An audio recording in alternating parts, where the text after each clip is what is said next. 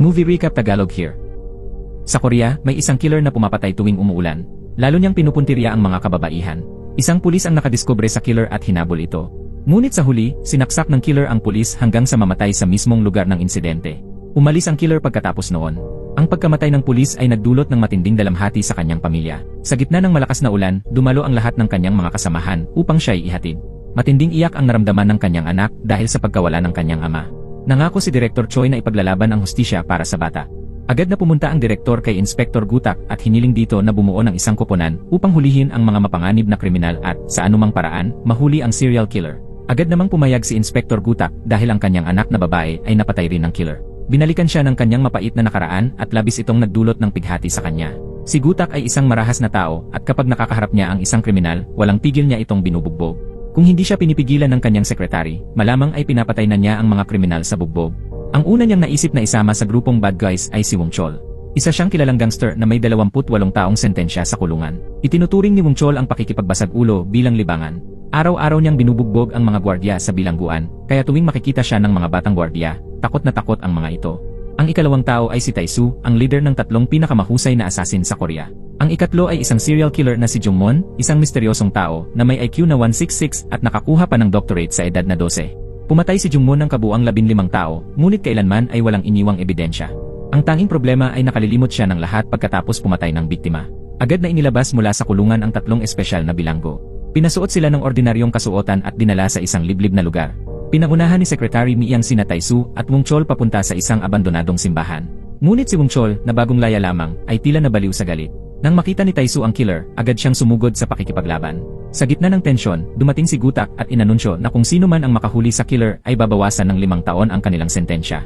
Labis ang interes ng dalawa matapos marinig ito, ngunit upang matiyak na hindi sila tatakas, pinasuot sila ng monitoring watches sa kanilang mga binti. Sa oras ding ito, nakatanggap si Miyang ng agarang balita na si Jungmon ay nakatakas matapos patumbahin ang gwardiya. Bigla niyang inatake ang 2 gwardiya habang papunta sa palikuran. Pagdating ng grupo sa lugar, nakatakas na si Jungmon. Sa oras na ito, 2 oras na siyang nawawala. Kung hindi siya agad mahahanap, posibleng pumatay na naman siya. Agad na nagsuot ng anklet bracelet sina Wong Chol at ang killer na si Tae-soo upang matunton si Jungmon. Kasabay nito, nakasakay na si Jungmon sa tren papunta sa dating kasintahan niyang si Noson. Nahulaan din ito ni Inspector Gutak kaya agad silang nagtungo upang hanapin siya. Pagdating nila, iniutos ni Gutak na hanapin ang kinaroroonan ni Jungmon sa loob lamang ng 1 oras. Pumasok ang dalawa sa isang bar upang hanapin ang babae. Walang gaanong sinabi si Wong Chol at agad na nanuntok ng mga tao. Isang suntok lang ang bawat isa at agad silang bumagsak. Biglang lumitaw ang isang matangkad at matipunong lalaki, ngunit sa huli ay nasuntok pa rin siya ni Wong Chol at natumba rin. Tinanong ni Wong Chol ang may-ari ng bar kung nasaan si Noson at sinabi ng amo na ipinagbili na ito sa ibang lugar.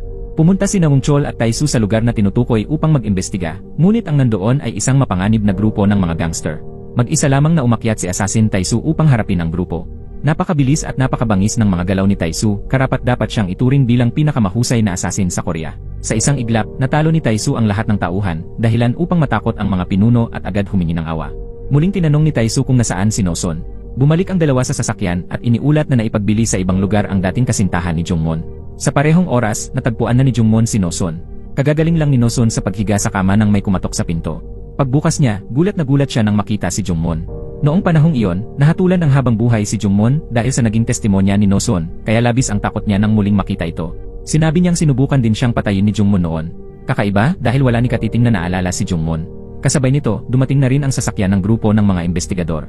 Kung sino man ang unang makahuli kay Jungmon, mababawasan ng 4 na taon ang kanyang sentensya. Masiglang sumugod si Wong Chol dahil isa lamang ang mabibigyan ng ganitong benepisyo, kaya nag-away sila ni Tae-soo. Parehong ayaw magpatalo ni Tae-soo at Wong Chol. Habang tumitindi ang tensyon, bumukas ang pinto ng room 203, ngunit iba pala ang nasa loob. Napagtanto ng grupo na mali ang kwartong kanilang inakala. Sa kabilang banda, pinaalala ni Noson kay Jungmon na nakapatay siya ng 15 babae, ngunit hindi siya umamin sa pulisya dahil wala siyang maalala. Sinabi ni Noson na karaniwan siyang nakakalimot makalipas ang 1 oras, kaya nalilimutan niya ang krimen na kanyang ginawa. May kaunting alaala si Jungmon tungkol sa lugar ng krimen.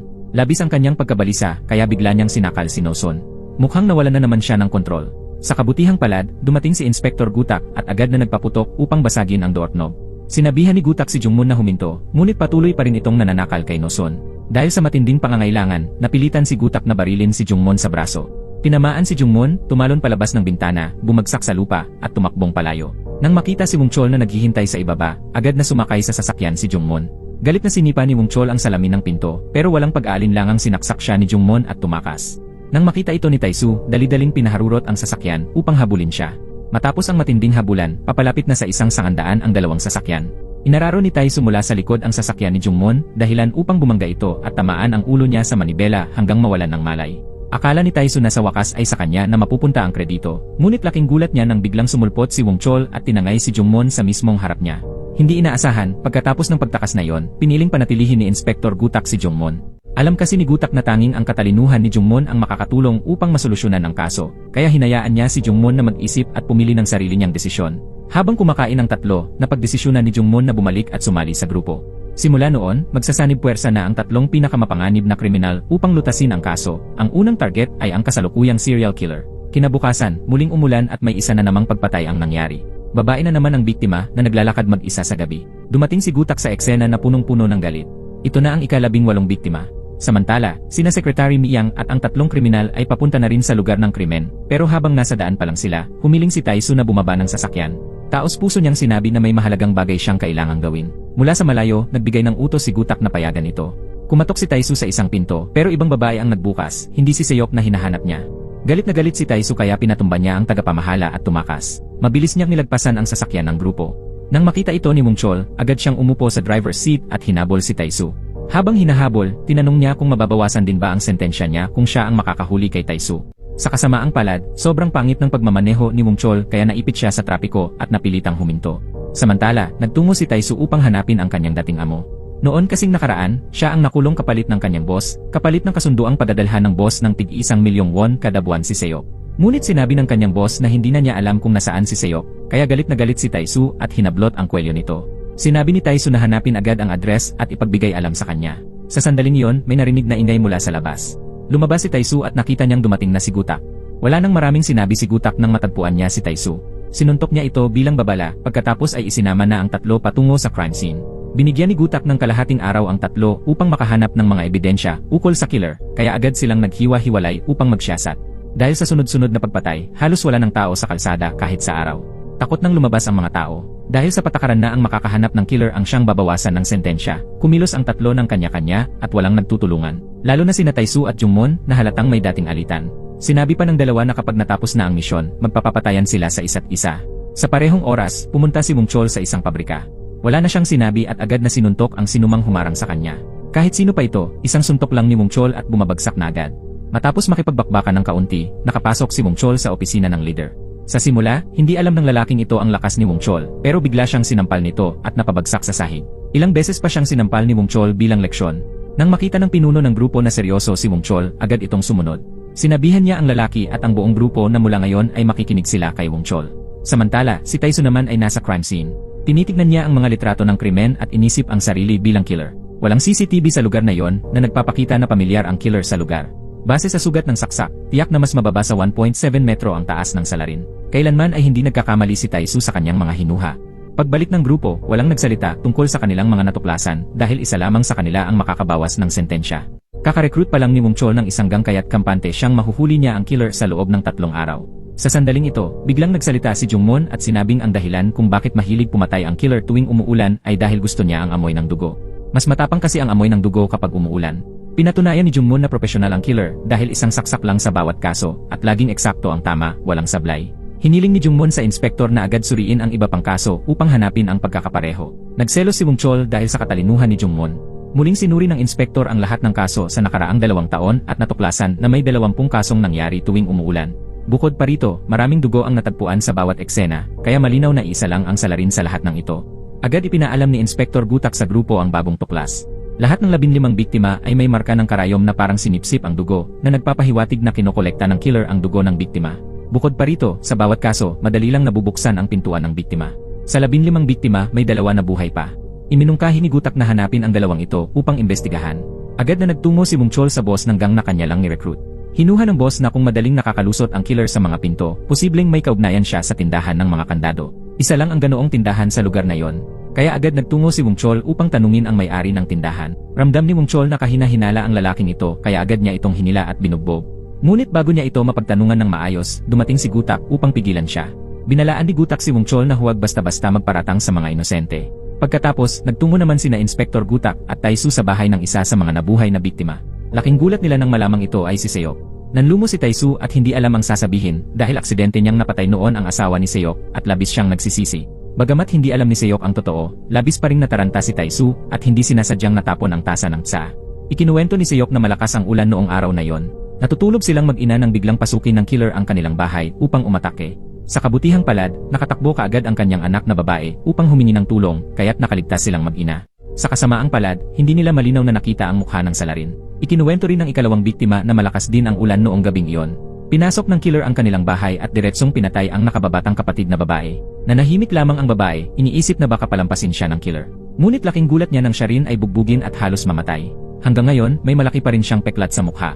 Naalala niyang sinabi ng salarin na malapit na raw siyang malampasan si Dosik.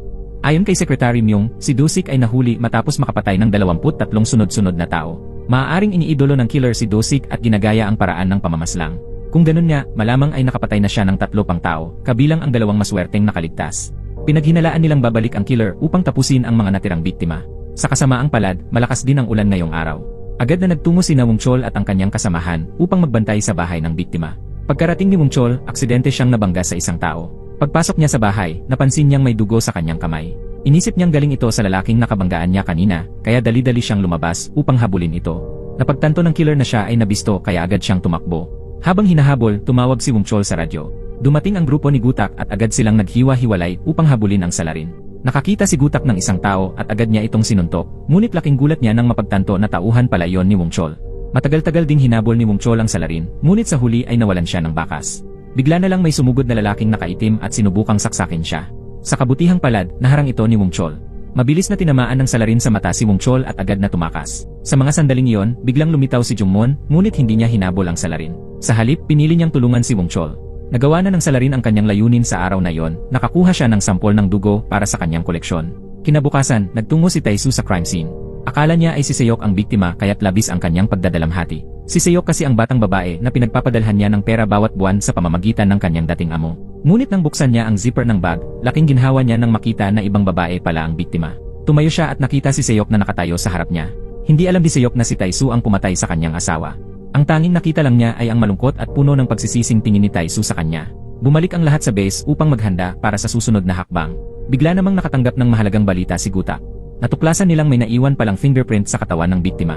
Ang killer ay ang leader ng gang na kamakailan lang ni-recruit ni Wong Chol. Agad namang ibinalita ng media na nahuli na ang serial killer, ngunit hindi naniniwala si Jungmon na ang gang leader ang totoong killer. Dahil ang totoong killer ay hindi kailanman mag-iwan ng fingerprint.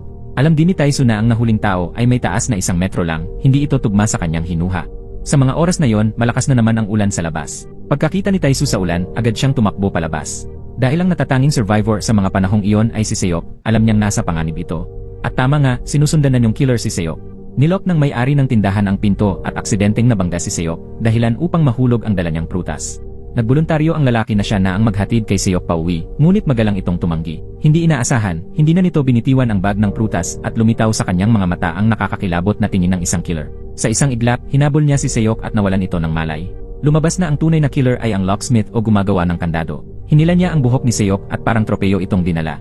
Hinugot ng locksmith ang kutsilyo at nagbabalak ng patayin si Seyok. Sa tamang oras, dumating si Assassin Taisu.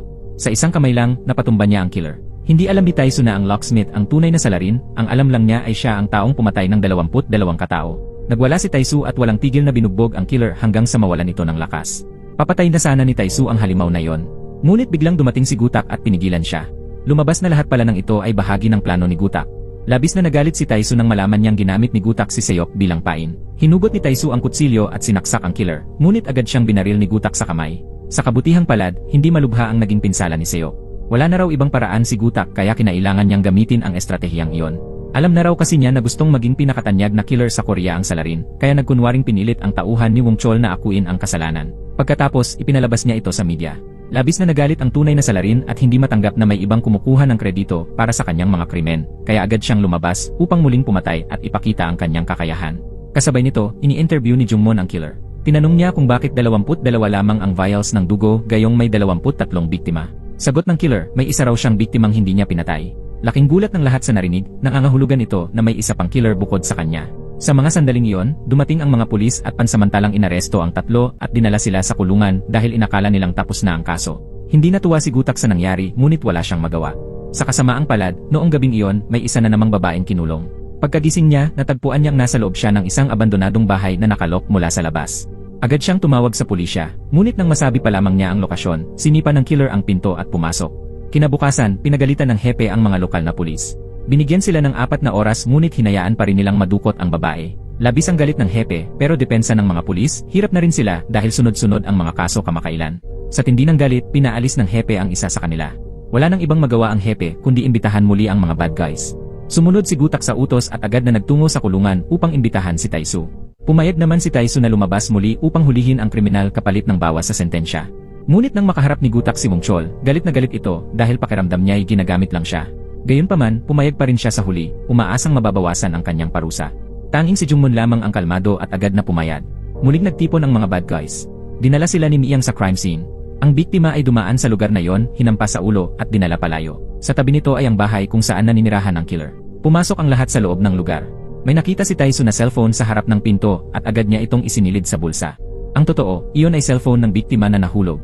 Sa loob ng bahay ay ang lugar kung saan ikinulong ang babae. Ayon kay Secretary Miyang, kagabi raw ay hiniwa-hiwa ng killer ang katawan ng babae sa 356 na piraso bago siya umalis. Ngunit matalinong nahinuha ni Jungmun na hindi iyon totoo.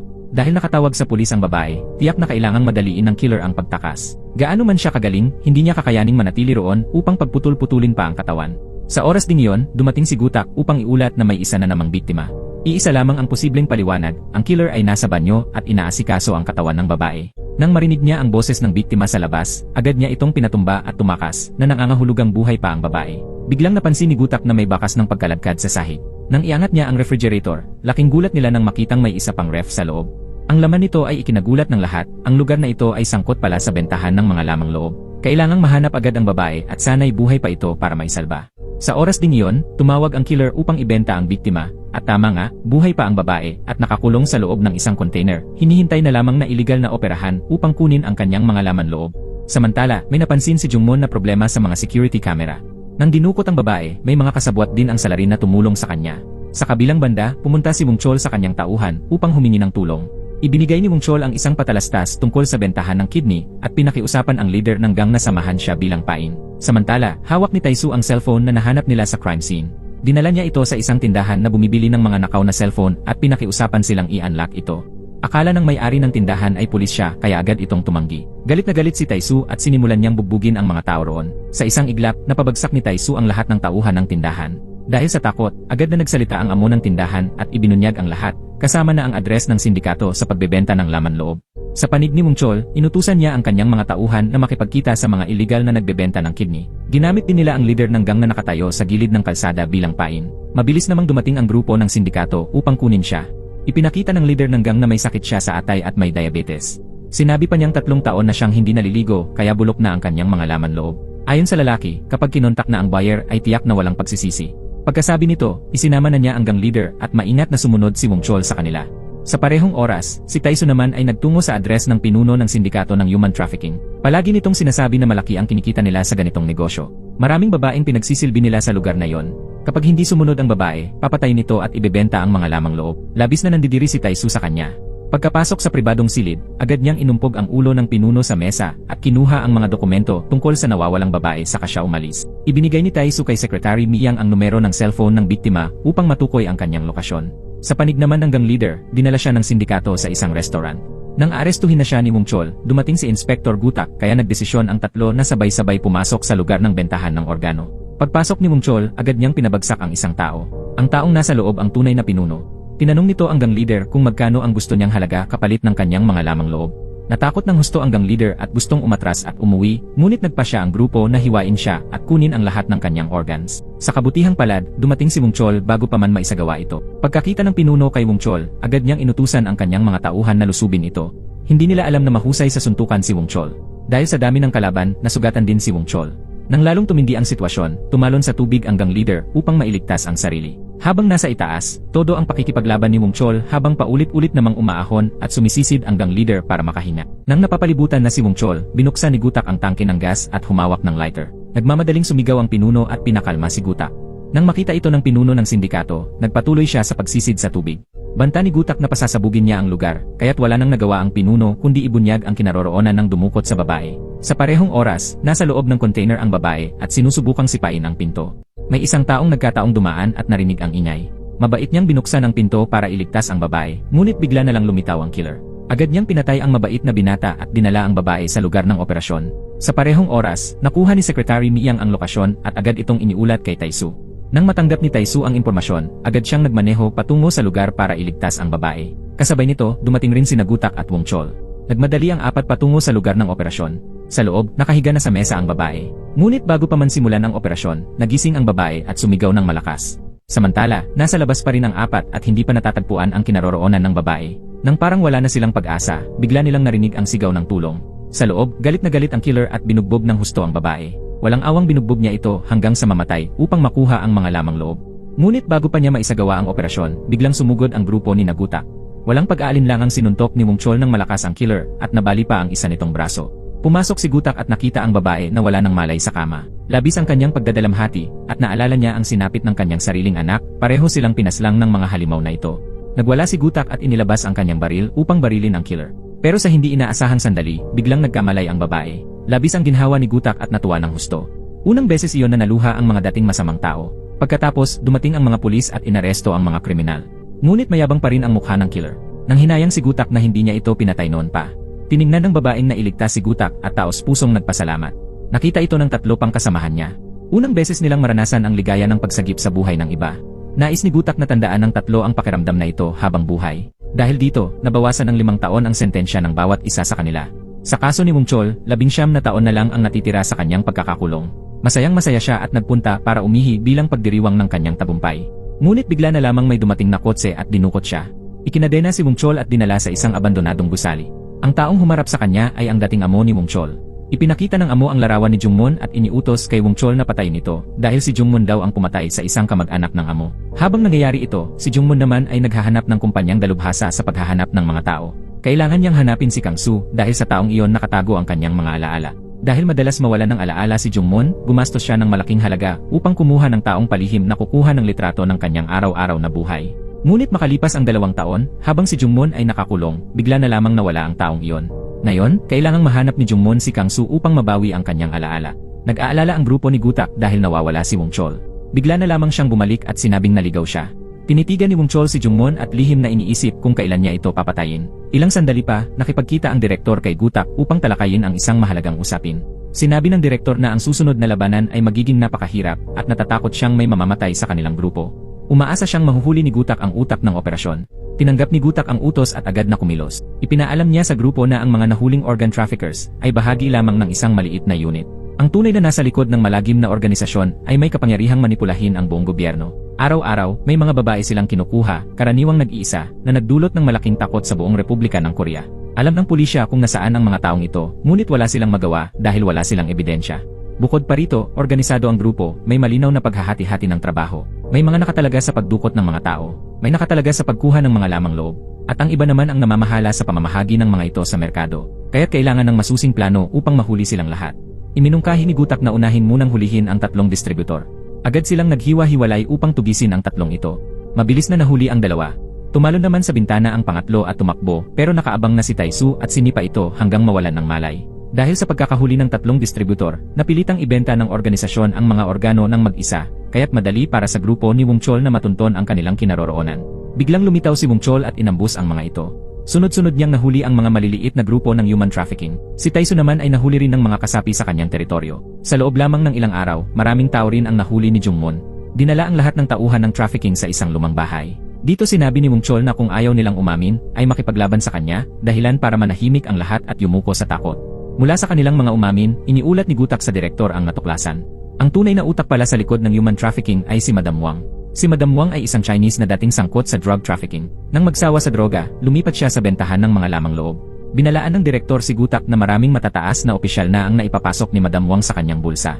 Samantala, iniinteroga ni Secretary Miang ang isang kriminal tungkol sa kinaroroonan ni Madam Wang, ngunit mas pinili nitong mamatay kaysa magsalita. Dahil dito, lumabas si Miang at pinapasok si Taisu. Hindi nagsayang ng oras si Taisu at agad sinaksak ang isang kamay ng lalaki. Nang makita niyang matigas pa rin ito, sinaksak naman niya ang kabilang kamay. Dahil sa sobrang sakit, tinanong ni Taisu kung nasaan si Madam Wang. Dahil sa sobrang takot ng kriminal kay Taisu, ibinunyag niya ang kinaroroonan ni Madam Wang. Kaya agad-agad na nagtungo ang buong grupo sa lugar niya. Sabi ni Gutak, isa itong malaking gusali na may humigit kumulang 500 tauhan. Doon isinasagawa ang lahat ng transaksyon. Dahil napakapeligroso ng misyon ngayong gabi, iminungkahi ni Gutak na bawasan ng 10 taon ang sentensya ng bawat kasali. Ang babaeng may pilat sa mukha ay si Madam Wang, isang walang-awang killer. Kakakidnap lang niya sa isang bata dahil may utang sa kanya ang ama nito. Sa pagkakataong iyon, ang halaga ng utang ay katumbas ng presyo ng mga mata ng ama. Kaya't dinampot niya ang lalaki at inilagay sa pugon para kunin ang kanyang mga mata. Habang dumarating na ang mga kalaban sa gusali, pinangunahan ni Gutak ang 3 papasok at ipinakita ang kanyang badge ng pulis. Sinabi niya sa mga gwardiya na gusto niyang kausapin si Madam Wang upang singilin ito ng pera. Pinapasok naman sila ng mga gwardiya pero kinailangan nilang iwanan ang kanilang mga cellphone. Sa loob, natanggap agad ni Madam Wang ang mensahe na may dumating. Lumalabas na may tauhan pala siya sa loob mismo ng istasyon ng pulisya. Natakot ang 4 na baka hindi na sila makalabas ng buhay ngayong gabi. Dinala si Gutak ng isang lalaki upang iharap kay Madam Wang. Sa loob ng elevator, naramdaman niyang may panganib kaya agad siyang naglabas ng baril upang ipagtanggol ang sarili. Samantala, ang 3 sa labas ay dinala rin palayo para patayin. Ngunit dahil matalino si Jungmon, agad niyang napansin na may mali. Sinabi niyang nabisto na sila. Agad namang nagsimula ang labanan sa elevator sa pagitan ni Gutak at ng lalaki. Sa labas, naglabas din ng mga kutsilyo ang mga gwardiya at inatake ang 3 kasama. Matindi ang labanan pero nanaig ang grupo dahil sa husay ni Wong Chol. Sinabi ni Taisu kay Secretary Miyang na may ahente si Madam Wang sa loob ng kapulisan. Kaya't hiniling niyang tawagan agad ni Miyang ang hepe para humingi ng backup. Ngunit bago pa man makatawag si Miyang, bigla siyang inatake at nawalan ng malay sa harap ng pulis na katabi niya. Isa pala ito sa mga tauhan ni Madam Wang. Masayang nanood si Madam Wang sa kamera habang hinihintay na masawi ang grupo. Ngunit pagbukas ng elevator, bagsak na ang lalaki at nalampasan na ito ni Gutak. Alam ni Gutak na pinapanood siya ni Madam Wang kaya agad niyang kinuha ang kanyang baril at binaril ang kamera, lubos na ikinagalit ni Madam Wang. Samantala, dumating na ang Special Task Force sa basement. Inutusan ng team leader ang kanyang mga kasama na palitan ang kanilang baril ng kutsilyo upang hindi makatawag pansin. Subalit, lumabas na ang Special Task Force na ito ay mga tauhan rin ni Madam Wang. Tumawag si Madam Wang at nangakong bibigyan ng 1 toneladang ginto ang team leader kung mapapatay niya ang 4 na kasapi ng grupo ni Gutak. Tuwang-tuwa ang team leader sa narinig. Kasabay nito, ipinahayag ni Madam Wang sa pamamagitan ng loudspeaker sa lahat ng kanyang 500 tauhan, sinumang makakapatay ng isa ay makakatanggap ng 5 kadis ng ginto. Nag-alok siya ng napakalaking gantimpala para sa mga pumatay, kaya't nagmadali ang mga tao niya na kumuha ng kanilang mga armas at agad nagsimula sa paghahanap. Kasabay nito, iniutos niyang patayin ang kuryente at isarado ang lahat ng labasan. Napansin ni Taisu na lahat ng bintana ay nakalock. Habang ang 500 killer ay palihim na naghanap sa buong gusali, habang may hawak na mga kutsilyo, si Wong Chol na naglalakad sa isang bahagi ay biglang inambush. Ginamitan siya ng mga pamalo at binugbog ng walang awa. Sa kritikal na sandali, gumamit si Jungmo ng piraso ng salamin para hampasin ang mga kalaban at hinila si Wong Chol papalabas sa oras. Ito na ang ikalawang pagkakataon na iniligtas ni Jungmon si Wong Chol. Nagpatuloy ang matinding labanan, ngunit nasugatan si Jungmon dahil sa pagliligtas niya kay Wong Chol. Wala silang ibang magawa kundi tumakbo. Tinulungan ni Wong Chol ang sugatang si Jungmon makatakas. Sa kasamaang palad, napunta sila sa isang silid na puno ng mga bangkay na labis nilang ikinagulat. Hindi nila alam kung gaano karaming tao ang pinapatay araw-araw. Ngunit wala silang mapagtaguan kaya't pansamantala silang nanatili doon. Tinanong ni Wong Chol si Jungmon kung bakit niya muling tinulungan, gayong noong una ay isinakripisyo rin niya ang pagbabawas ng sentensya para mailigtas siya. Sagot ni Jungmon, hindi ko kailangan ng bawas sa sentensya, ang gusto ko ay mas makilala ang sarili ko. Palagi nang iniisip ni Jungmon kung siya ba talaga ang pumatay sa 15 biktima. Lumabas si Wong Chol upang silipin ang sitwasyon, ngunit pagkalabas niya ay may narinig siyang ingay kaya mabilis siyang umatras. Lumalabas na dumating na ang mga special forces at nakita nila ang mga bakas ng dugo, kaya agad silang nagtungo sa silid ng mga bangkay. Nakita ni Wong Chol na naglabas ng mga kutsilyo ang mga ito, kaya alam niyang sila ay mga taksil. Biglang naalala ni Wong Chol ang sinabi ng kanyang dating boss, patayin si Jungmon. Sinabi ng boss na pinatay ni Jungmon ang anak niyang babae, kaya gusto niyang ipaghiganti ito ni Wong Chol, kung hindi ay siya naman ang mamamatay. Naisip ni Wong Chol na ito na ang tamang pagkakataon, hayaan na lang niya si Jungmon at mamamatay ito. Natagpuan ng special forces si Jungmon sa loob. Alam ni Jungmon na kahit sugatan na mga taksil ang mga ito. Bagamat malubha ang kanyang sugat at hindi siya makalaban, hindi siya pumayag na basta na lang mamatay. Umupo siya sa sahig, handang harapin ang kamatayan. Hindi inaasahan, dumating si Wong Chol sa pinakakritikal na sandali. Sinabi ni Wong Chol sa mga special police na tingnan ang silid na puno ng mga bangkay, paano sila nakakapaglingkod sa ganitong kasamaan. Ngunit bago pa siya makatapos, sumugod na ang mga taksil at inatake sila. Ginamit ni Wong Chol ang kanyang lakas upang pabagsakin ang mga ito. Nang nakita ng team captain na talo sila, agad itong bumunot ng baril at binaril si Wong Chol. Sa kabutihang palad, dumating si Taisu at nakuha ang baril ng captain bago pa nito mapatay si Wong Chol. Nagkaisa ang dalawa at natalo ang lahat ng mga taksil. Tinulungan ni Wong Chol si Jungmon makatayo nang dumating si Gutak. Itinuro ni Gutak ang mapa at sinabi na may elevator sa gusali na maaaring daanan palabas. Ngunit upang gumana ito, kailangan munang i-restart ang power source sa basement. Ang mahalagang misyong ito ay ibinigay sa killer na si Taisu. Matagal nang hindi pumapatay si Taisu, ngunit ngayon ay nagkaroon siya ng pagkakataon, kaya't buong lakas siyang humawak ng kutsilyo at pinatay ang sinumang humarang sa kanyang daraanan. Saan man dumaan si Taisu, may mga namamatay. Hindi nagtagal, nakarating siya sa engineering room at matagumpay niyang naibalik ang kuryente upang mapaandar ang elevator. Agad namang sumakay sa elevator ang tatlo at nagtungo sa pinakamataas na palapag. Pagbukas ng elevator, si Madam Wang nga ang nasa harapan nila. Ngunit nakakagulat, hindi man lang siya natakot dahil mabilis na papalapit ang 300 sa kanyang mga tauhan mula sa labas. Samantala, nagising si Secretary Miyang at natagpuan ang sarili sa loob ng gubat. Abala ang traidor na pulis sa paghuhukay ng hukay para ibaon siya. Sinamantala ni Miyang ang pagkakataon at mabilis na pinutol ang tali. Pagkatapos maghukay, paglingon ng pulis, wala na siyang nakita. Biglang sumugod si Secretary Miyang at sinuntok ito hanggang mawalan ng malay. Agad siyang tumawag sa hepe upang humingi ng tulong. Samantala, baliw na baliw sa paghahanap ang 300 tauhan ni Madam Wang. Hawak na ninagutak at ng dalawa pa si Madam Wang habang papasok sa elevator. Ginamit nila si Madam Wang bilang hostage sa harap ng daan-daang tauhan. Binalaan ni Gutak ang mga ito na ibaba ang kanilang mga armas. Ngunit hindi inaasahan, walang kahit isa sa mga tauhan ang sumuko. Biglang sinabi ni Madam Wang na sinuman ang makakapatay sa grupo ni Gutak ay magiging bagong leader ng organisasyon. Ikinagulat ito ng lahat. Labis ang tuwa ng mga killer sa narinig, kaya't sabay-sabay silang sumugod upang atakihin ang grupo ni Gutak. Agad na sumiklab ang matinding labanan, 4 laban sa mahigit 300. Bukod pa rito, malubha ang sugat ni Jungmoon. Ngunit sa mga oras na iyon, wala nang ibang pagpipilian ng 4 kundi ang lumaban hanggang kamatayan. Dahil sa sobrang dami ng kalaban, agad na nasugatan ang grupo at unti-unting nawala ng bentahe, kaya napunta sila sa napakahirap na sitwasyon. Sa kabutihang palad, dumating ang mga pulis sa tamang oras at mismong ang hepe ang nanguna. Wasak ang salamin habang sumugod ang mga pulis, nagpaputok at pinigil ang mga kalaban. Iniutos ng direktor na barilin agad ang sinumang magtatangkang gumalaw. Nang marinig ito, sinamantala ni Wong Chol ang pagkakataon at binigyan ng huling suntok ang mga kalaban. Hindi lamang sila nakaligtas sa kamatayan, kundi nakagawa rin sila ng malaking ambag, kaya binawasan ng 10 taon ang sentensya ng bawat isa sa kanila. Si Madam Wang naman, kahit naaresto, ay nanatiling kalmado dahil kumpiyansa siyang mabibili niya ang hustisya gamit ang pera. Lumapit si Miyang at sinuntok siya para maibsan ang galit. Ngunit hindi nila alam na may isang tao na palihim na sumusunod sa kanila. Iniulat ng taong ito na buhay pa si Jungmoon. Hindi inaasahan, may malalang krimen na naganap sa parke.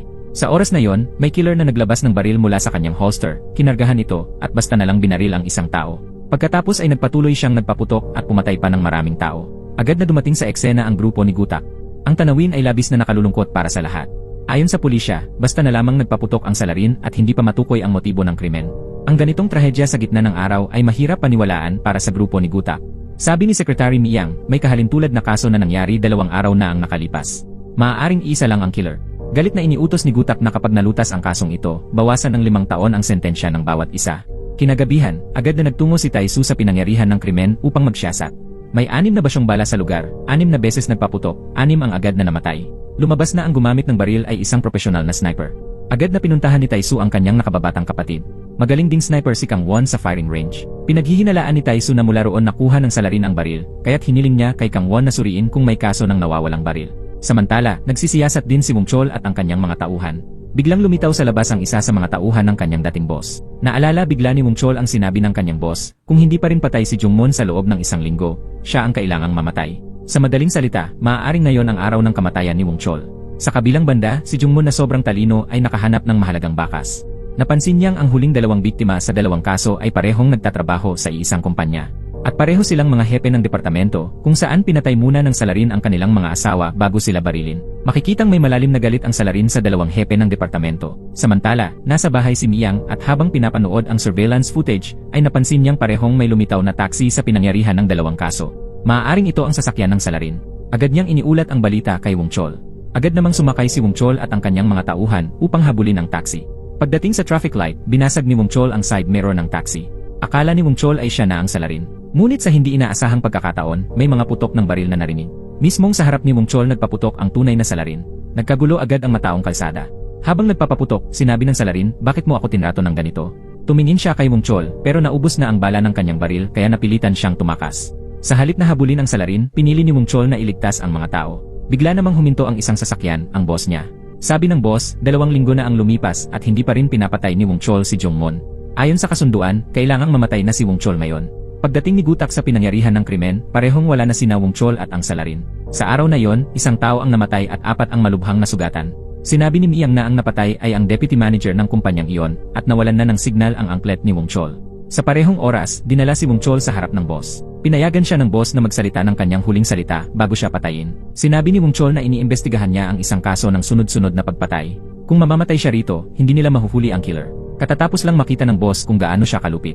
Nakiusap si Wong Chol sa boss na hayaan muna siyang mahuli ang killer at pagkatapos ay saka siya patayin. Samantala, ibinahagi ng kapatid ang isang clue kay Taisu, may ninakaw na hunting rifle sa isang shooting range kalahating buwan na ang nakalipas. Bago umalis, sinabi ni Kang Won na pinutol ng kanilang nakatatandang kapatid ang isa niyang paa. Binalaan ni Kang Won si Taisu na mag-ingat dahil baka siya naman ang patayin ng kanilang kuya. Pagkatapos ay nakatanggap ng tawag si Taisu mula kay Wong Chol. Sinabi ni Wong Chol na may sinabi ang killer sa pinangyarihan ng krimen. Tinanong niya kung bakit siya tinrato ng ganoon. Hiniling ni Wong Chol kay Taisu na siguraduhing mahuli ang salarin. Pagkasabi noon, agad niyang binaba ang tawag. Ngunit bago pa man makabalik si Taisu upang magulat, hinarang siya ng ilang estranghero. Nais nilang upahan si Taisu upang patayin si Jungmon. Ayaw ni Taisu na ipagkanulo ang kanyang mga kasamahan para sa pera, kaya agad niyang inatake ang mga ito. Sa isang iglap, napabagsak niya silang lahat. Tinanong ni Taisu kung sino ang nag-utos sa kanila. Ngunit bago pa siya makapagtanong pa, dumating na ang mga pulis. Dinala si Taisu sa istasyon dahil sa gulo. Ibinigay ni Taisu kay Gutak ang address ng sniper range kung saan nawala ang hunting rifle. Ngayon, ang tanging pag-asa ng grupo ay si Jungmon, ang pinakamatalino sa kanila. Ayon sa may-ari ng range, may 2 taong dating laging magkasamang nagpa-practice doon. Ngunit nang mawala ang baril, hindi na sila bumalik. Agad na naghiwalay sina Gutak at Jungmon upang hanapin ang 2 tao. Binuksan ni Jungmon ang pinto at agad na nahuli ang isa. Sa kabilang banda, pumunta si Gutak sa kinaroroonan ng isa pa at nakita niya ang maraming bala sa mesa, pati na rin ang isang larawan ng pamilya nito. Ngunit wala na ang taong iyon. Agad na bumalik si Gutak upang imbestigahan ang nahuling killer na umamin na siya ay pumatay dahil inutusan lamang siya. Kasabay nito, sinabi rin niyang balak pa ring pumatay ng isa pang tao ng kanyang kasabwat, ang layunin ay patayin ang direktor ng kumpanya. At tama nga, tinitingnan ng isa pang killer ang litrato ng direktor sa mga oras na yon. Nakatago siya sa loob ng taxi, naghihintay ng pagkakataon habang nilalagyan na ng bala ang kanyang baril upang pumatay.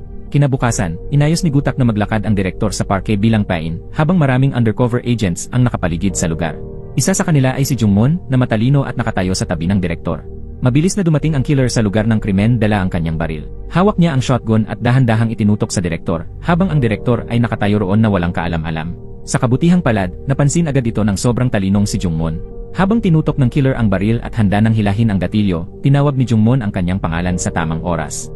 Ngunit sa gulat ng lahat, tumayo pa rin siya at pinaputukan ang direktor. Sa kabutihang palad, nag-jam ang baril kaya hindi ito pumutok. Natakot ang killer at agad na tumakbo. Ginamit niya ang baril upang kontrolin ang isang babae at gawing bihag. Kalmado siyang kinausap ni Jungmon, sinabing huwag itong magpadala sa emosyon. Kasabay nito, sinabi ni Jungmon ang lahat ng motibo ng killer. Lumabas na tinanggal ng direktor ng kumpanya ang 20 empleyado bilang kapalit ng embezzlement o paglustay ng pondo. Ang department head ang direktang nag-utos na tanggalin siya, na nagdulot ng labis na galit sa kanya, kaya't naghiganti siya. Pumatay siya ng mas maraming inosenteng tao upang hindi matrace ng pulisya ang kanyang tunay na layunin. Hindi inaasahan na ganito katalino si Jungmon na nabasa ang lahat ng nasa isip niya. Lumapit si Jungmon at sinigawan siya, tinawag siyang malupit at wala ng konsensya. Habang nagsasalita, lumapit si Jungmon sa mismong muso ng baril at sinabing, kung gusto mong pumatay, ako na rin ang patayin mo. Habang nagsasalita si Jungmon, mahigpit niyang hinawakan ang baril at itinapat sa kanyang sarili. Biglang natakot ang killer at hindi na makalaban, kaya sinamantala ito ni Jungmon at inagaw ang baril mula sa kanya. Itinutok ni Jungmon ang baril sa mukha ng killer at handang barilin ito. Ngunit bago niya magawa, dumating si Gutak at pinigilan siya. Dahil dito, hindi napatay ni Jungmon ang killer. Sa mga sandaling iyon, may isang lalaking lumapit kay Gutak. Siya si Prosecutor J1, isang taong labis ang ambisyon sa kapangyarihan. Siya ang naatasang magbantay sa mga aktibidad ng Rogue Squad. Sa huli, kailangang i-turn over kay J1 ang buong kaso. Galit na tiniis ni Gutak ang lahat at umalis. Sa kabilang panig, dinala ng mga tauhan ng leader ng gang si Wong Chol sa kotse upang ilibing siya. Makalipas ang ilang sandali, naghukay sila ng malaking butas sa bundok. Plano ng leader na ilibing ng buhay si Wong Chol doon. Ibinato rin ng leader ang singsing na ibinigay ni Wong Chol sa kanya 25 taon na ang nakararaan. Pagkatapos ay umalis siya, iniwang ang mga tauhan niya upang tabunan ng lupa si Wong Chol. Di nagtagal, natunto ng grupo ni Gutak ang lokasyon ng angklet at agad silang nagtungo roon. Eksaktong natapos ng ilibing si Wong Chol at paalis na ang mga tauhan ng boss. Walang sinabi si Taisu at mabilis na pinabagsak silang lahat. Tinanong ni Gutak kung nasaan si Wong Chol, ngunit tumanggi ang tauhan na magsalita. Habang lahat ay nawawalan na ng pag-asa, biglang lumitaw si Wong Chol mula sa ilalim ng lupa. Tumawag ang boss at sinabing pinalampas na niya ang buhay ni Wong Chol at binuksan ang GPS para masagip siya ng kanyang mga kasama. Simula ngayon, tapos na raw ang pagkakaibigan nila. Nagsasalita pa ang boss nang biglang may sasakyang humarang sa daan. Bago pa man makapagsalita ang driver, agad siyang sinaksak hanggang mamatay ng isang estranghero. Nagmadaling lumipat ang boss sa upuan ng driver, ngunit bago siya makaalis, binasag ng estranghero ang bintana ng kotse. Wala nang ibang magawa ang boss kundi lumabas at lumaban sa mga killer, ngunit agad siyang pinalibutan ng maraming kalaban. Patuloy na tinatawagan ni Wong Chol ang boss pero hindi ito sumasagot. Sa mga oras na yon, patuloy pa ring lumalaban ang boss ngunit agad ding nasugatan ng mga assassin. Mabilis siyang na-neutralize. Doon lamang niya napagtanto na nagtaksil sa kanya ang ilan sa kanyang mga tauhan. Agad siyang sinapok ng baril ng isa sa mga kalaban hanggang mawalan siya ng malay. Lubhang nataranta si Wong Chol nang marinig ang tunog ng baril. Sinabi ni Wong Chol kay Gutak na nahuli na ang kanyang boss. Nakiusap si Wong Chol kay Gutak na tulungan siyang iligtas ang boss. Sinabi ni Miang na kalokohan na tulungan ng pulisya ang isang gangster, pero alam niya rin na matalik na kaibigan ni Gutak ang boss. Kaya nagsinungaling si Gutak at sinabing posibleng magkaroon ng kaguluhan sa gang kung mawawala ang kanilang leader, dahilan upang tulungan si Wong Chol sa pagliligtas. Sa mga sandaling iyon, nagkamalay ang boss sa likod ng trunk ng kotse. Naisip ni Gutak na malamang ay may kaguluhan sa loob ng kanilang grupo. May kabuang 10 leader sa ilalim ng boss at bawat isa ay namumuno sa isang probinsya. Ang tunay na salarin ay isa sa 10 taong ito. Agad na nagdaos si Wong Chol ng pulong sa gang. Siya ang ikalawa sa pinakamataas sa gang pagkatapos ng boss. Maingat niyang pinagmamasdan ang 10 leader na seryosong nakaupot naghihintay ng utos. Sinabi ni Wong Chol na abala ang boss kaya hindi ito makakadalo. May ipinababatid lang daw ito, mula ngayon, tataas ng 30% ang buwanang buwis na dapat bayaran ng bawat isa. Pagkatapos niyang magsalita, pinanood ni Wong Chol ang reaksyon ng bawat isa. Naalis sa listahan ang 9 na hindi natuwa. Tanging si Mujin, na may kakaibang ekspresyon sa mukha, ang tila may itinatago. Mukhang siya ang salarin. Pagkaalis nito, agad na tinawagan ni Wong Chol si Inspector Gutak para sundan ito. At tama nga, nasa trunk ng sasakyan ni Mujin ang boss. Tinawagan ni Mujin ang kanyang mga tauhan upang dalhin ang boss sa pier at doon ito patayin. Narinig ng grupo ni Gutak ang tawag na yon, kaya kinailangan nilang maghati sa 2 grupo. Sina Wong Chol, Taisu at Jungmon ang sumugod para iligtas ang boss habang si Gutak naman ang naiwan upang paunahan ang ibang mga tauhan. Sumugod sila sa base ng trader na si Mujin. Pumutok si Gutak at napatay ang isa sa mga bantay. Umupo si Gutak at kinausap ang isa sa kanila upang patagalin ang oras. Samantala, nakarating na sa pier sina Wong Chol, Taisu at Jungmon. Agad silang humugot ng kanilang mga armas at sabay-sabay na pumasok. Ngunit laking gulat nila na walang tao sa loob kaya agad nagulat si Wong Chol kay Gutak. Ngunit bago pa siya makapagsalita, pinalibutan na sila ng mga tauhan ng trader at pinangungunahan sila ng isa pang komandante. Gusto niyang patayin si Mujin at ang boss upang maagaw ang kapangyarihan. Hindi na nagsayang ng salita si Wong Chol at agad na sumugod sa malapitang labanan. Muli na namang nakipaglaban ang 3 laban sa mahigit 100 kalaban. Buti na lang at sanay sa laban ng 3, kaya hindi naging mahirap para sa kanila ang tapatan ang mga tauhan. Sa kabilang banda, may isang importanteng tawag na hindi nasagot ni Taisu. Tinawagan siya ng boss, ngunit hindi niya ito nasagot. Kaya kinuha ng boss ang baril at ibinigay ito sa nakababatang kapatid ni Taisu. Pagkatapos nito, sabay silang lumakad para pumatay ng tao. Samantala, patuloy pa rin ang bakbakan sa lugar. Tuluyan nang nagwagi ang 3 magkakampi. Tinawagan ni Wong Chol ang trader at inutusan itong agad palayain ang boss, pero alam ng trader na kapag pinalaya niya ang boss, tiyak na mamamatay siya. Kaya nagpasya pa rin siyang patayin ang boss at tumakas palabas ng bansa. Habang nakakulong pa rin ang boss sa trunk ng sasakyan, napansin niyang may cellphone sa loob. Agad siyang tumawag sa pulis. Agad namang inireport ni Miang ang kinaroroonan ng boss kay Wong Chol. Agad namang pinaharurot ni Wong Chol ang sasakyan para habulin sila. Isang itim na sasakyan iyon na walang kilalang plaka. Sinabihan ni Gutak ang boss na subukang buksan ang trunk para makilala nila ang sasakyan.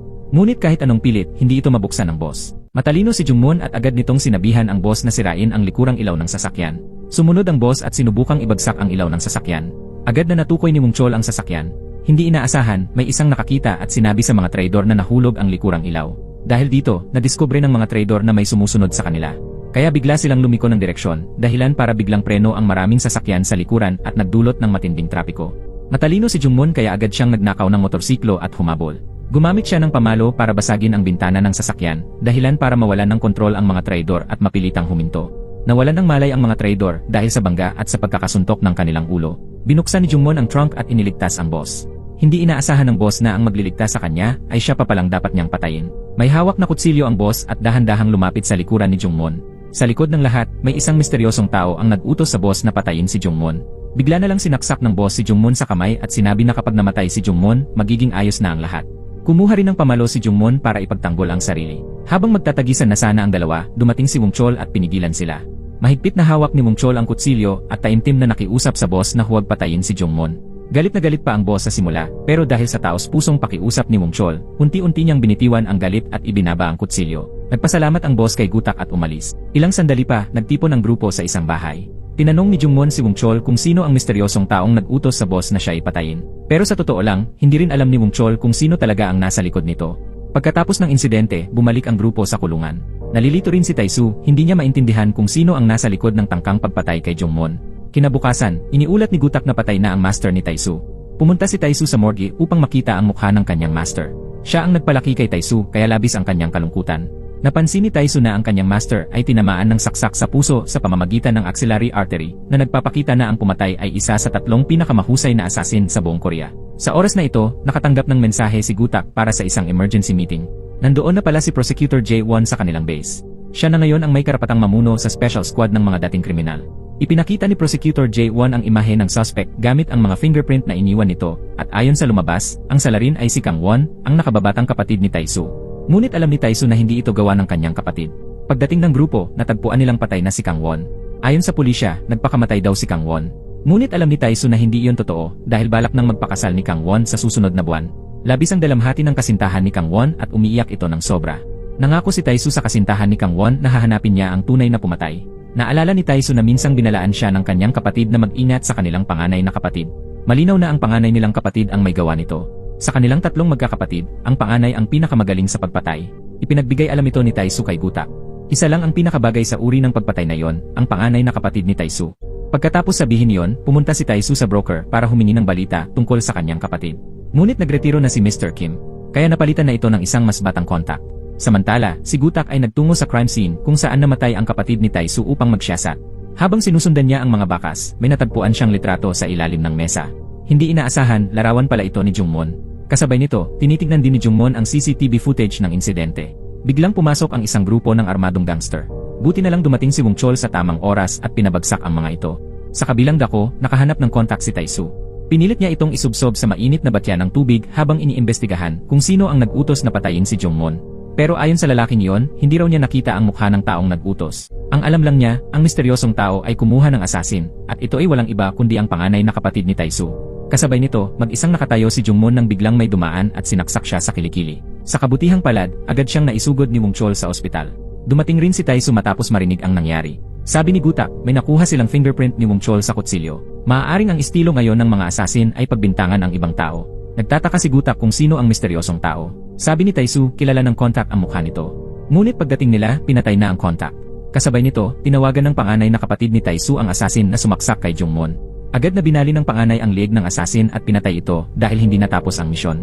Sa wakas, ipinakita na ang mukha ng panganay na kapatid. Nagset ng tagpuan ng panganay at si Taisu sa daungan. Doon niya isiniwalat na ang assassin ay pupunta sa ospital para patayin si Jungmon. At totoo nga, dumating ang assassin sa ospital at kinuha ang lason upang ihalo sa swero. Pero dumating si Wong Chol sa tamang oras, nahuli ito at sinuntok sa mukha. Lumaban din ang assassin ng matindi, pero sa huli, natalo siya ni Wong Chol. Samantala, tinanong ni Taisu ang kanyang panganay na kapatid, bakit mo pinatay ang master ko at si Kang Won? Sagot ng panganay, iniutos ng misteryosong tao na patayin si Taisu at dahil pinoprotektahan siya ng kanyang master at ni Kang Won, pinatay niya ang mga ito. Labis ang galit ni Taisu nang marinig ito.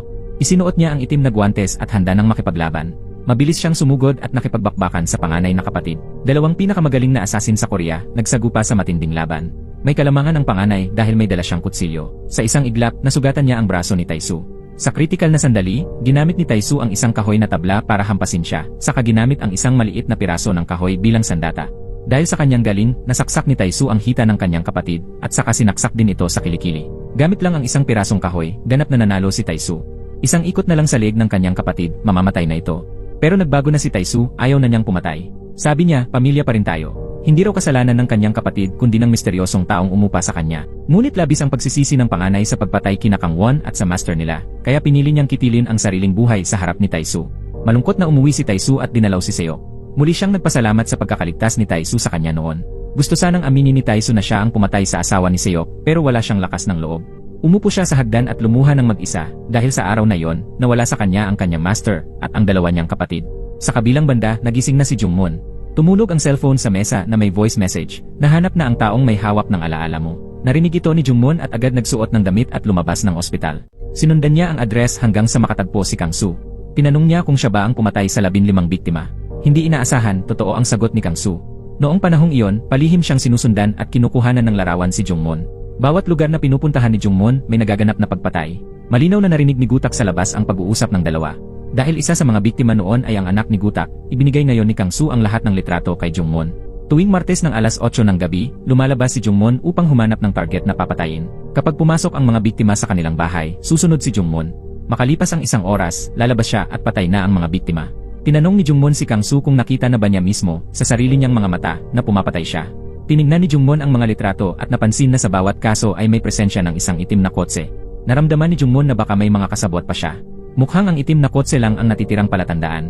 Akala ni Gutak na si Jungmoon ang pumatay sa kanyang anak, kaya sinundan niya ito at tinutukan ng baril. Gusto lang niyang gumanti at patayin si Jungmoon para sa anak niya. Ngunit bago siya makaputok, dumating ang isang police car, kaya napilitan siyang huminto. Lumabas pala na sina prosecutor at Miyang ang sumundo sa kanya. Makalipas ang ilang sandali, dinala sa ospital si Jungmoon. Naghihintay si Gutak at tinanong si Jungmoon, masaya ka bang patayin ang anak ko? Pagkasabi niya nito ay napahandusay siya malapit kay Jungmoon. Matalino si Jungmoon at tinanong si Gutak, sigurado ka bang ako ang pumatay sa anak mo? Sinabi ni Jungmoon na kung gusto talaga ni Gutak malaman ang totoo, dapat siyang tumulong sa paghahanap ng mga palatandaan. Dahil sa sinabi niyang iyon, unti-unting kumalma si Gutak. Hiniling ni Jungmoon kay Gutak na tulungan siyang hanapin ang itim na kotse dahil ito lamang ang tanging clue para matukoy ang tunay na salarin. Agad na pumunta si Gutak sa himpilan ng pulis para imbestigahan ang kotse. Mabilis na natunto ng mga kasamahan ang may-ari ng kotse, si Jin Suk. Matagal na palang illegal na taxi driver si Jin Suk. Kinuha agad ni Gutak ang impormasyon at bumalik sa ospital para ibalita kay Jungmoon. Lumabas ang dalawa at tinawagan si Jin Suk para kunwaring sumakay sa kanyang taxi. Pagkakita pa lang ni Jungmoon sa kanya, agad niyang naalala na ito ang palaging kasama niya tuwing may pinapatay siya. Natakot din si Jin Suk nang makita si Jungmoon at bago pa siya makatakbo, nahuli na siya at binugbog ni Jungmoon. Mabilis na umamin si Jin Suk na sumusunod lang siya sa utos ni Dr. Kim. Agad silang nagtungo sa ospital para hanapin ang doktor pero pagpasok nila wala na ito. Sabi ng nurse, lumipat na si Dr. Kim sa ibang lugar mahigit 1 taon na ang nakalipas. Sinundan nila ang address papunta sa isang mahirap at liblib na lugar. Doon ay lumitaw si Dr. Kim. Pagkakita kay Jungmoon, agad itong tumakbo. Hinabol ni Gutak at pinatumba si Dr. Kim. Nang handa na sanang pusasan ni Gutak si Dr. Kim para imbestigahan, biglang pinakuryente ni Jungmoon si Gutak hanggang mawalan ito ng malay. Lumabas na alam ni Jungmoon na muntik na siyang barilin ni Gutak kagabi, kaya hindi na siya nagtitiwala rito. Nagpasya si Jungmoon na hanapin ang katotohanan mag-isa. Isinakay niya si Dr. Kim sa kotse, pero bago pa siya makaalis, tinurukan siya ng pampamanhid sa binti. Nawalan ng malay si Jungmoon sa mismong lugar. Pinilit ni Dr. Kim si Jungmoon na isama siya palayo, kaya paulit-ulit na tinatawagan ni Gutak si Jungmoon. Labis ang depresyon ni Gutak sa lumang bahay na palagi niyang binabasag at winawasak. Hindi niya na alam kung sino talaga ang pumatay sa kanyang anak. Naalala ni Gutak ang pangyayari 2 taon na ang nakalilipas, kung kailan sunod-sunod ang mga kaso sa lugar na bago pa lang niyang pinuntahan. Ang batang babae ay ang ika-14 na biktima at wala ring naiwan na fingerprint sa pinangyarihan ng krimen. Bukod pa rito, lahat ng pinaslang ay pinutulan ng kuko dahil natatakot ang salarin na maiwan ang kanyang DNA sa ilalim ng kuko ng biktima. Ang kawalan ng baka sa lugar ay patunay na maingat ang salarin. Si Gutak ay may isang anak lamang, kaya sobra ang pagmamahal niya rito. Noong araw na yon, habang natutulog si Gutak, nakatanggap siya ng ulat mula sa kanyang mga kasamahan. Ayon sa forensic, gumamit ang salarin ng kerosene upang burahin ang ebidensya sa lugar ng krimen, isang uri ng kerosene na nabibili sa lahat ng gasolinahan. Kaya't nagpasya si Gutak na imbestigahan ang lahat ng taong bumili ng kerosene sa mga gasolinahang malapit sa lugar. Matapos ang isang buwang pagsusuri sa lahat ng surveillance camera, sa wakas ay natukoy ni Gutak na si Jungmoon ang suspect. Agad na nagtungo ang grupo sa apartment nito, at nang pasukin nila, nadatnan nila si Jungmoon kasama ang kanyang kasintahan. Tinanong ni Gutak si Jungmoon kung para saan niya binili ang puting kerosene. Sumagot si Jungmoon na ang kanyang nobya ang bumili ng kerosene para sa pagpipinta ng mga oil painting. Nagtataka pa rin si Gutak kung bakit palaging nasa crime scene si Jungmoon. Hindi makasagot si Jungmoon dahil nawalan siya ng alaala. Noon, maling inakala ni Gutak na si Jungmoon ang salarin, kaya pinatay niya ang surveillance camera at ginamitan ng panlilinlang si Jungmoon na wala ng alaala upang umamin sa pagpatay ng 14 na babae. Noong taon na yon, desperado si Gutak na makagawa ng kontribusyon sa serbisyo, kaya naniwala siyang si Jungmoon ang kriminal. Dahil walang matibay na ebidensya, hindi niya maikulong si Jungmoon. Bukod pa rito, may mental health certificate si Jungmoon kaya siya ay agad na pinalaya matapos ang 2 araw ng pagkakakulong. Isang araw, hindi sinasadyang nakita ni Jungmoon si Gutak na nakaupo at kausap ang anak nito. Pinuri pa ni Jungmoon ang anak ni Gutak at sinabing maganda ito. Umalis si Jungmoon at kinabahan si Gutak sa narinig. Kinagabihan, naghanda si Gutak ng hapunan at naghintay sa pag-uwi ng anak. Hindi inaasahan, kinailangan niyang umalis bigla bago pa makakain. Pagdating ng kanyang anak sa bahay, may kumatok sa pinto. Akala ng anak ay si tatay iyon kaya binuksan niya. Ngunit sa halip pumasok ang killer at pinaslang ang dalaga. Pagbalik ni Gutak, wala na ang kanyang anak. Buong akala ni Gutak ay si Jungmoon ang pumatay, kaya matapos ang insidenteng ito ay lalong tumibay ang paniwala niyang si Jungmoon ang salarin. Lubos ang pighati ni Gutak hanggang sa nawalan siya ng katinuan. Nang pumunta siya sa morgue upang muling makita ang katawan ng anak, sinabi ng forensic doctor na gumamit din ng kerosene ang pumatay upang punasan ang bangkay. Agad na naisip ni Gutak na si Jungmoon ang may gawa dahil noong araw na iyon ay sinama rin si Jungmoon ng doktor sa crime scene. Galit na galit si Gutak nang puntahan niya si Jungmoon at tinangkang patayin ito, ngunit bago siya makabaril ay agad siyang pinigilan ng kanyang mga kasamahan. Matapos ang insidenteng iyon, tinanggal si Gutak sa trabaho ng kanyang mga nakakataas. Pero kahit nawala na siya sa serbisyo, pursigido pa rin siyang maghiganti. Agad siyang nagtungo sa nobya ni Jungmoon. Nadiskubre ni Gutak na baon sa utang ang babae kaya't napilitan itong magtrabaho bilang waitress. Dahil dito, inalok ni Gutak ang nobya ni Jungmon ng malaking halaga ng pera upang tumulong lumikha ng isang peking eksena na parang tinangkang patayin siya ni Jungmon. Pumayag ang babae dahil sa kasakiman niya sa pera. Pag-uwi niya sa bahay, ginulo niya ang lahat upang magmukhang pinangyarihan ng krimen, saka nagtungo sa istasyon ng pulis upang magsumbong na gusto siyang patayin ni Jungmon. Dahil sa patibong na ito, agad na inaresto si Jungmon. Nagbigay ng testimonya sa korte ang kanyang nobya, kaya't nahatulan ng habambuhay na pagkakakulong si Jungmon. Pagkatapos nito, binigyan ni Gutak ng malaking halaga ang babae. Ang bulag na pagtitiwala ni Gutak ang naging dahilan kaya't nakulong si Jungmon ng walang kasalanan. Balik sa kasalukuyan, nahuli ni Dr. Kim si Jungmon. Bigla siyang binigyan ni Dr. Kim ng maraming gamot na pansamantalang nagpawala ng kanyang alaala, saka siya dinala sa mga lugar ng krimen. Ipinag-ulat ni Gutak ang pagkawala ni Jungmon kay Miyang at agad siyang lumabas upang hanapin sina Dr. Kim at Jungmon. Sa parehong oras, nakatanggap ng balita si Wong Chol na patay na ang kanyang boss. Labis ang pagdadalamhati niya at nagtungo siya upang salubungin ang labi ng kanyang boss. Ayon sa prosecutor, mayroong fingerprint sa kutsilyo sa pinangyarihan ng krimen, at tugma ito sa nakuha mula sa surveillance camera. Si Jungmon ang nasa video. Malinaw na ang tunay na salarin ay pinatay ang leader ng gang at ibinintang ito kay Jungmon. Ngunit nalinlang si Wong Chol ng mga ebidensya at nagbanta siyang ipaghihiganti ang pagkamatay ng kanyang leader. Sa libing ng gang leader, tinipon ni Wong Chol ang 800 miyembro ng grupo at binigyan ang bawat isa ng litrato ni Jungmon. Ipinag-utos ni Wong Chol sa 30,000 miyembro ng gang na hanapin si Jungmon sa loob ng 3 araw. Samantala, nagising na rin si Jungmon at laking gulat niya nang makita ang kanyang mga kamay na puno ng dugo. Litong-lito siya dahil nawalan siya ng alaala dulot ng gamot. Sa mga sandaling iyon, muling lumitaw si Dr. Kim. Agad niyang sinilaban ng kuryente si Jungmon at nawalan ito ng malay. Kasabay nito, kinausap ni Gutak ang mga kapwa pulis upang tulungan siyang hanapin si Dr. Kim. Maya-maya, binuhusan ng tubig ni Dr. Kim si Jungmon upang gisingin ito. Pagkatapos, may ilang tauhan ang dumating upang kunin si Jungmon. Sinabihan sila ni Dr. Kim na tapusin agad ang trabaho. Kaya si Jungmon ay isinakay at dinala para patayin. Samantala, nagsasagawa ng malawakang paghahanap ang mga tauhan ng gang.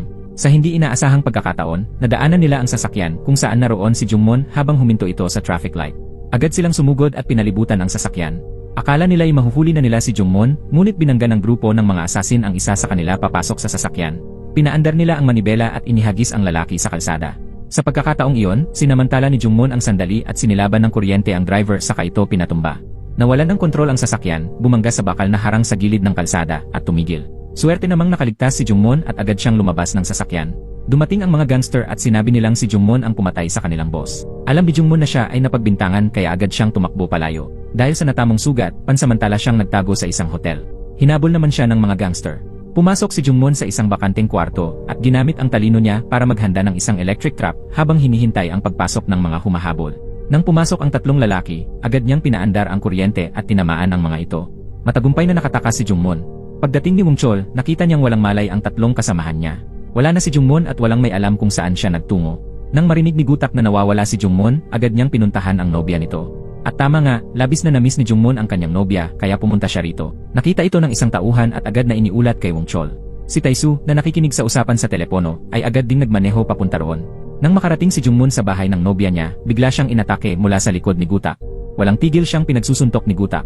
Hanggang ngayon, naniniwala pa rin si Gutak na si Jungmon ang pumatay sa kanyang anak na babae. Ngunit bago niya ito mabaril, dumating si Wong Chol upang pigilan siya. Ayon kay Wong Chol, siya ang dapat pumatay kay Jungmon. Tinangka ni Gutak na habulin si Wong Chol ngunit pinigilan siya ni Taisu. Binugbog ni Taisu si Gutak dahil inakala niyang si Gutak ang umupa sa mga asasin para patayin ang kanyang amo at kapatid. Samantala, si Wong Chol ay walang humpay na binugbog si Jungmon bilang paghihiganti sa kanyang boss. Hindi niya alam na ginagamit lang siya ng iba. Sa huli, handa na siyang patayin si Jungmon, ang taong ilang beses na rin niyang iniligtas noon. Habang si Taisu ay nakatutok ng baril kay Gutak. Pinayagan niya si Gutak na magsalita ng kanyang huling habilin, ngunit mumiti lang si Gutak at walang sinabi. Sa huli, hindi nagawang barilin ni Taisu si Gutak. Pinili ni Taisu na pagkatiwalaan si Gutak. Samantala, si Wong Chol ay humugot ng kutsilyo upang tapusin na si Jungmon. Tinanggap na rin ni Jungmon ang kamatayan bilang kapayapaan. Sa loob ng maraming taon, napagbintangan siyang pumatay ng 15 tao, sapat na yon para sa kanya. Pagkarinig nito, biglang huminto si Wong Chol. Naniwala siyang hindi si Jungmon ang tunay na mamamatay. Nagpasya si Wong Chol na tulungan si Jungmon upang linisin ang pangalan nito. Labis ang naging emosyon ni Jungmon sa kanyang narinig. Kasabay nito, nagtungo ang direktor sa isang liblib na lugar upang makipagkita kay Jaewon. Biglang bumunot ng kutsilyo ang masamang prosecutor at sinaksak ang direktor. Gusto niyang palitan ang direktor at kuhanin ang buong kapangyarihan. Sa kabilang banda, nagsanib puwersa ang 4 na lalaki, isinantabi ang kanilang mga alitan upang hanapin si Dr. Kim. Bigla namang nakatanggap ng tawag si Gutak mula sa naghihingalong direktor. Sinabi ng direktor kay Gutak na manatiling kalmado at hanapin ang tunay na pumatay. Ngunit bago pa man niya matapos ang kanyang sinabi, pumanaw na ang direktor. Agad na nagtungo ang grupo ni Gutak sa lugar ng insidente at bigla ring dumating si Prosecutor J1 kasama ang maraming pulis. Napakayabang ng prosecutor at agad niyang ibinintang sa Rogue Squad ang pagkamatay ng hepe. Ngunit agad na hinawakan ni Gutak ang kanyang kamay at sinabing masyado siyang madiin kung tumusok kaya siya nasugatan ng kutsilyo. Sa sinabi ni Gutak, hindi nakapagsalita ang prosecutor. Galit na galit itong iniutos sa kanyang mga tauhan na alisin ang grupo ni Gutak.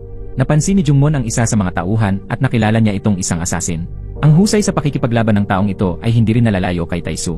Nagkaroon ng matinding bakbakan sa pagitan ng dalawang panig. Nakipaglaban si Taisu sa kapitan ng pulisya, habang isang suntok lang ang ginamit ni Wong Chol upang mapatumba ang isang lalaki. Si Gutak naman ay nasa labas at gumamit ng baril upang suportahan ang grupo, samantalang si Jungmon ay matalinong nagmaneho ng sasakyan.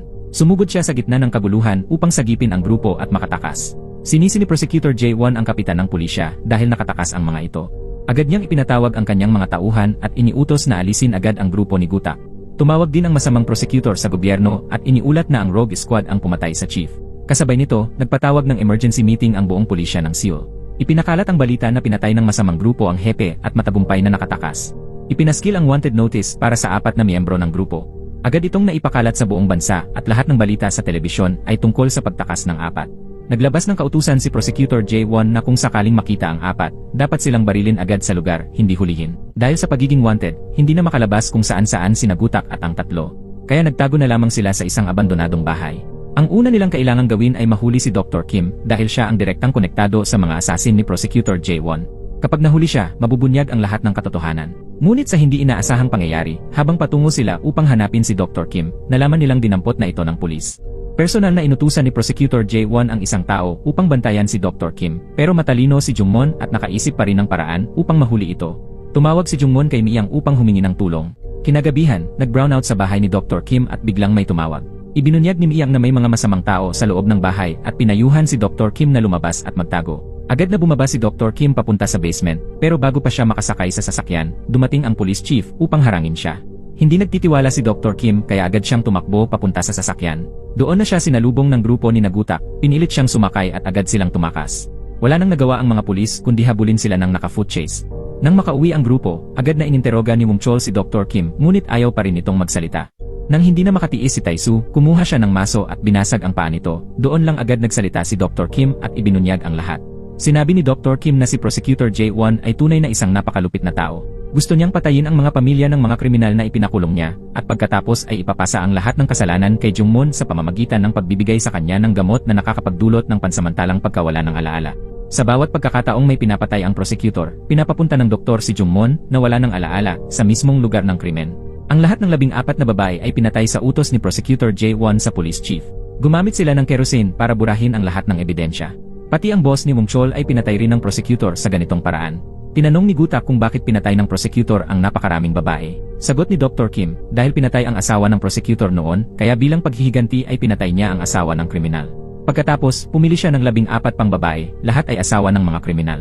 Tanging ang anak na babae ni Gutak ang hindi. Dahil noong panahong iyon, gusto ng prosecutor na si Jungmon ang mapakulong sa halip at alam niyang pinaghihinalaan ni Gutak si Jungmon. Kaya siya mismo ang pumatay sa anak ni Gutak upang painitin ang galit nito at mahuli si Jungmon. Kasabay nito, natakot ang prosecutor na mabunyag ang lahat, kaya nagpadala siya ng maraming asasin upang patayin si Jungmon. Nang marinig ito, hindi makapaniwala si Gutak sa katotohanan. Lubos siyang nagsisi sa pagkakulong ni Jungmon nang walang kasalanan sa loob ng maraming taon. Lumabas si Gutak upang humingi ng tawad kay Jungmon, sinabing wala na siyang karapatang mabuhay sa mundong ito. Ibinigay ni Gutak ang kanyang baril kay Jungmon. Handa siyang ibuwis ang sariling buhay bilang kabayaran sa kanyang mga pagkakamali. Itinaas ni Jungmon ang baril, ngunit hindi niya ito ipinutok. Kahit ilang taon siyang nagdusa ng walang sala, buong puso pa rin niyang pinatawad si Gutak. Sinabi ni Jungmon na ang mas mahalaga ngayon ay ang mapanagot ang prosecutor sa kanyang mga kasalanan. Nagsimula nang magplano ang grupo. Alam nilang may wiretap si prosecutor sa telepono ni Miyang, kaya kunwari ay nakipagkita si Gutak kay Miyang sa pantalan, at sinabing dadalhin niya roon si Dr. Kim. Nahulog agad ang prosecutor sa bitag matapos makinig sa tawag. Agad siyang nagmobilisa ng mga tao papunta roon. Alam ni Taisu na maaaring ikamatay na nila ang misyong ito, kaya dali-dali siyang nagtungo sa bahay ni Seok. Lumuhod si Taisu at inamin na siya ang pumatay sa asawa nito. Sumuko siya sa otoridad at hinatulan ng 22 taong pagkakakulong. Labis na nasaktan si Seok sa narinig, kaya naupo siya sa sahig at napahagulgol sa sakit. Ngunit nakaramdam ng ginhawa si Taisu matapos ang kanyang pag-amin. Hindi siya umaasang mapapatawad, pero handa siyang isakripisyo ang kanyang buhay upang mahuli ang prosecutor. Kinabukasan, muling nagtipon ang grupo para sa huling laban. Nagpadala ang prosecutor ng daan-daang asasin upang mag-ambush sa pantalan. Nagkunwari si Gutak na tumawag at ibinunyag ang lokasyon ni Dr. Kim sa isang barko. Narinig ito ng prosecutor at inakala niyang totoo, kaya iniutos niya sa kapitan na pangunahan ang daan-daang tauhan upang sumakay agad sa barko. Naghintay si Wong Chol doon at agad na nakipaglaban. Mag-isa niyang hinarap ang daan-daang asasin. Sa bawat suntok ni Wong Chol may isang kalabang na buwal. Dumating din si Taisu upang tumulong. Ang mga atake ni Taisu ay napakabilis at eksakto, walang kalaban-laban ang mga kaaway. Sa sandaling ito, dumating ang pinakamagaling na kapitan. Hindi na nagpaligoy-ligoy pa si Taisu at agad na nakipaglaban dito. Noong nakaraan, wala pa silang malinaw na panalo. Pero sa pagkakataong ito, siguradong may mamamatay. Sa panig naman ni Wong Chol, siya pa rin ang lamang, hindi binibigyan ng pagkakataon ang mga kalaban na makabawi. Sa oras na ito, sinimulan na ni Gutak ang pain. Nahulog sa bitag si Prosecutor J1 at agad na humabol. Pinangunahan ni Jungmon ang pagtakbo kasama ang lalaking may hood. Bumulot ng baril ang prosecutor at nagpaputok sa kanilang likuran. Samantala, patuloy pa rin ang matinding laban ni Taisu at ng kapitan. Ginamit ng kapitan ang kanyang kutsilyo upang sunod-sunod na humiwa, pero hindi niya matamaan si Taisu. Sinubukan niyang ipitin si Taisu sa liig gamit ang kanyang mga binti upang ilok ito, pero laking gulat niya nang buhatin siya ni Taisu at baliin ang kanyang gulugod. Dahil dito, naging baldado na habang buhay ang kapitan.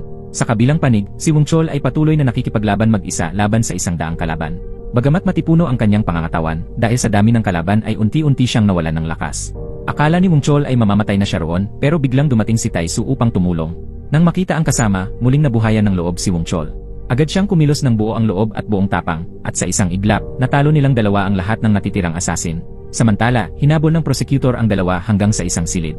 Nang makitang sugatan si Jungmon at hindi na makalaban, buong yabang na inamin ng prosecutor ang lahat ng kanyang kasalanan. Para sa kanya, tama lamang na parusahan ang mga kriminal sa pamamagitan ng pagpatay sa kanilang mga mahal sa buhay. Sinabi ni Jungmon na isa lamang iyong pansamantalang puot, at ang mga kamag-anak ng mga kriminal ay karaniwang tao na walang kasalanan. Bumunot ng baril ang prosecutor upang barilin si Jungmon, pero sa sandaling iyon, tinanggal ni Gutak ang kanyang hood. Bigla niyang pinatumba ang masamang prosecutor. Sunod-sunod na binugbog ni Gutak ang prosecutor bilang paghihiganti sa kanyang anak. Kung hindi siya pinigilan ni Jungmon, malamang ay napatay na niya ito sa bugbog. Itinuro ni Gutak ang kamera at lumabas. Lahat ng pag-amin ng prosecutor ay naitala. Pinangunahan ni Miyang ang pag-aresto sa prosecutor. Nabawasan ang sentensya ni Wong Chol at Taisu, ilang taon na lamang sa kulungan, habang si Jungmon ay napawalang sala at pinalaya. At dito nagtatapos ang pelikula. Maraming salamat sa panonood. Hanggang sa muli, paalam.